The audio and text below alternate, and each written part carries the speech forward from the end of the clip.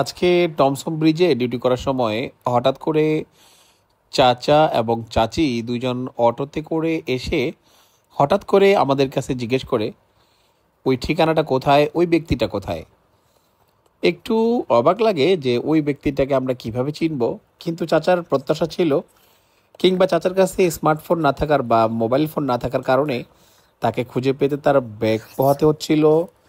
তাই সে অন্য কোনো মানুষের কাছে না এসে সরাসরি পুলিশের কাছে এসে সহযোগিতা চায়। সো মূলত রাস্তাঘাটে যে কোনো মানুষ যদি বিপদগ্রস্ত হয়, আমি ইটস মাই অন ভিউ, প্রথমত সে সে যেই ধর্মেরই হোক না কেন স্রষ্টাকে স্মরণ করে, আর এরপর যদি কাউকে স্মরণ করে সেটা হচ্ছে পুলিশ।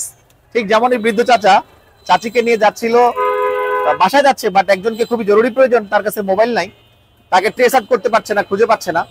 তো সর্বপ্রথমে সে পুলিশের কাছে আসছে। আমরাও তাকে বেসিক্যালি চিনি না, এই দোকানদার ভাই আমাদের খুব কাছের একজন বড় ভাই, তার কাছ থেকে সহায়তা নিয়ে পরামর্শ নিয়ে তাকে সেই জায়গায় পাঠালাম।